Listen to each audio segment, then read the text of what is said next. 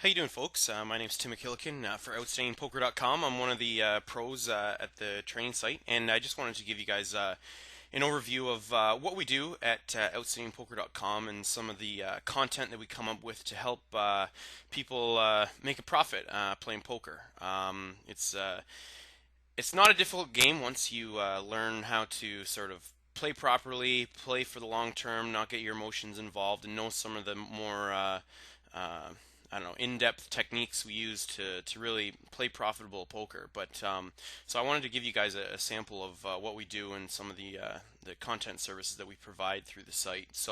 Um, this is typically how we do our videos. Is typically a one table, or sometimes I'll load up two tables to get a little bit more action. But then just talk about my thought process throughout the hands and why I'm making certain moves.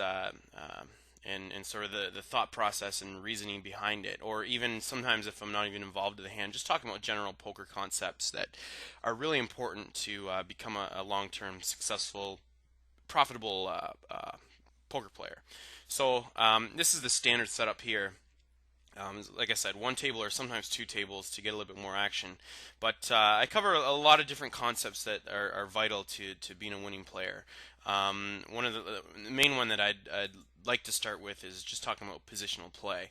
Now, when I say positional play, I'm really stressing that the position you have at the table relative to the dealer or button is very important, because if you get to act last or after your opponents do on each street, then you have such an advantage because you have that much more information to go on when making your moves. So if you sense that your opponent might be weak, you can maybe push them, bet as a bluff and push them off their hand, or you might be able to just, if you're drawing, you can check behind and not have to worry about putting more money into the pot. If like you would if you check to your opponent and then they sense that you were weak and made a bet. So there's a lot of advantages to that, and in the videos I do get into really positional play as one of the main first concepts that beginners should really start to think about, and one of the fundamental mistakes that a lot of players make that you can really capitalize and take advantage of while you play poker, because really, the main way that you make your money as a poker player is capitalizing on others' mistakes. Like, as long as you're playing solid fundamental poker, you're going to show a profit in the long run. And yeah, people will say, yeah, there's luck involved, and it depends on what cards show up. But in the long run, if you play enough hands, the situations where you're on either side of the luck even out. So a lot of times, if you're just making the right call, then uh, in the long run, it will definitely work out. That's one of the main positional play is one of the main concepts, as well as just like, well, how does positional play affect like starting hand values? So you notice that I have Ace Five suited here. Um, Now I may potentially, okay, we have a limper on the button here, which generally means that this guy's a weaker player, because when we do advocate at OutstandingPoker.com, if you're getting involved in a pot, you really want to be coming in and playing aggressively. And now both these players just signify weaker players. Like, we get a limp on the button, and then just a slight min raise. I'll call here just to for what we call implied odds, and in case I can hit strong flop like I did. That's a great flop for me. I've flopped a flush draw as well as a gut shot straight draw. Now my opponent, he min raised pre-flop there. I'm going to go ahead and bet and play this a little aggressively. Um, now this guy limp pre-flop. Chances are he doesn't have much. And then this opponent here did a sort of a min bet, which also a very weak play. Because like we said, if you're going into a pot, you really want to play it aggressively and make sure you're forcing your opponents to really to a decision. Now, if he would have raised a much larger amount, I probably would have folded, because Ace Five, even though it's suited, still isn't that great a hand. Because if an Ace flops, I still never know whether I have the best hand, because I could be outkicked by a different Ace. So okay, so I was just looking at the chat here. I thought he was saying he had AK there, that hand, but I guess it was a different hand. These are some of the concepts. This video is going to be pretty short, as it's just a promo video to get you guys, give you guys a glimpse of what we do here. But we do have sample videos as well, full-length sample videos. They're typically around 40 to 50 minutes each video.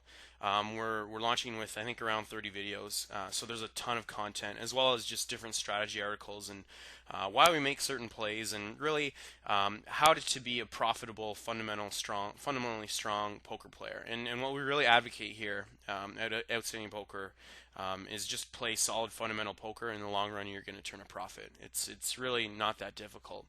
And I'm playing here like my usual stakes. I usually play 2-4 or 3-6 no limit, but even if you play smaller stakes where the players are even weaker and you can really capitalize on their mistakes because they're just making so many of them, then you can really even if you're not that experienced, really start to learn and start to figure out how to make a profit off playing poker, and then eventually you can even quit your job. I mean, I'm making playing just 2-4 and 3-6. I'm making over $10,000 a month, and I don't even play that much. Usually, I'll play a couple hours a day, maybe like four to 5 days a week. So it's not that much. So as long as if you really follow us at what we do and really try and follow our thought process throughout each hand and why we're making certain moves, and eventually you'll sort of get a feel for how we play and what are the most profitable moves. So I've like in this situation, I picked up Puck nines, which are a decent hand pre-flop. So I'm going to raise it up. I want to force this guy. He seems to be limping a lot. I want to force him to build a pot while I likely have a stronger hand than him, as well as I don't want my opponents to see a cheap flop behind me. I want to gain position throughout the hand, which I have now. Okay, so interesting flop. Now it's likely to given that this guy sees a lot of flops, it's likely he's sitting on at least a gut shot. So I'm gonna continuation bet here. I still figure to have the best hand, and he's likely, very likely, could be drawing now. That jack is right in his wheelhouse, so I'm gonna check behind here. I don't see myself betting again will really make him fold. Now I've hit a straight here on the river, which is interesting. Although the ace makes the higher straight, so if he does have the ace, I'm not looking too good. And that's basically the only bet I didn't want to see. Now, if he would have checked, I definitely would have value bet because there's a great likelihood that he's just sitting on maybe like two pair, like a 10 jack, maybe jack queen, that sort of thing.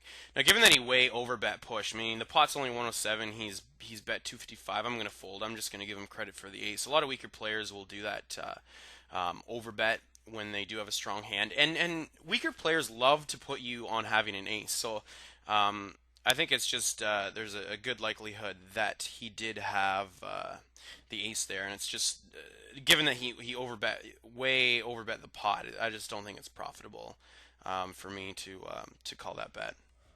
I just think it's too likely that he does have the ace, and if he was bluffing, like these weaker players typically will just bluff like small. They don't typically overbet the pot when they're bluffing, so it's just something that you get a feel for as you play enough.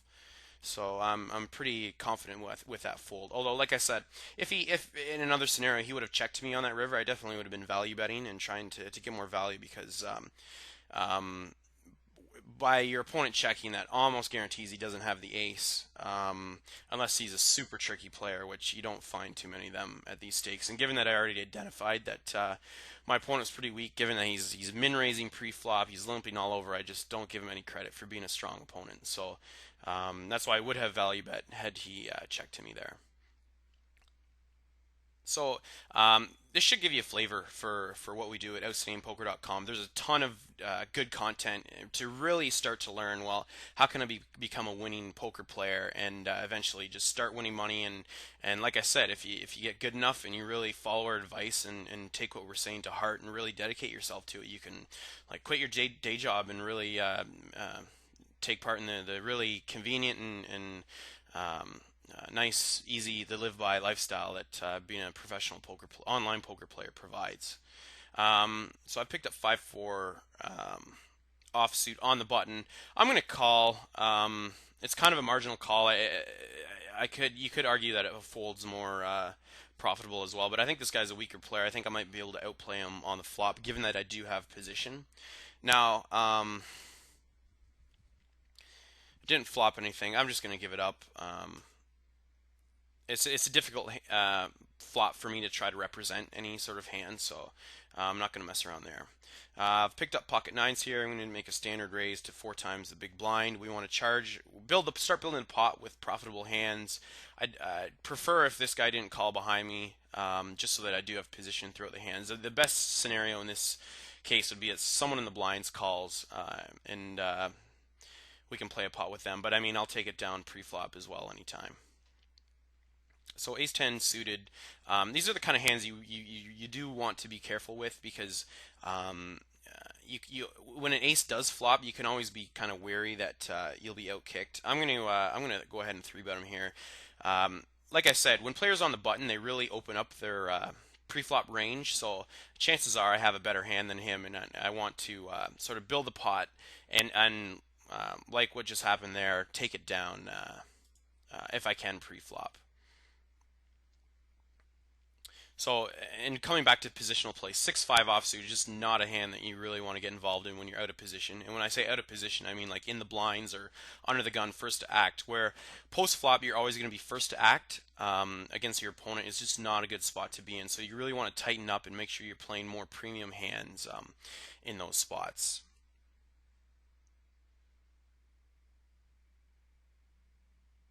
So 5-8 suited, four-handed. We have two guys that are sitting out here. If it's folded to me, I'll raise it up, given my positional advantage. But like I said, if I was in the blinds, I definitely wouldn't be messing around there. Although I have been splashing around quite a bit, you do want to be aware of your image at the table. So uh, there's a good chance that they could start doubting me in my hands. So that may be a signal that I should maybe start tightening up and get a little more premium hands in there. So that's it. I'm going to fold 4-5. It's just not something you want to play early on in position. And so that's just a quick demo of sort of what we do and what we some of the content that we provide at outstandingpoker.com. So we're really looking forward to everyone joining. I think we're going to have a lot of successful players come through the site, and we're looking forward to helping you out. So thanks for checking us out. This is Attitude 2, outstandingpoker.com.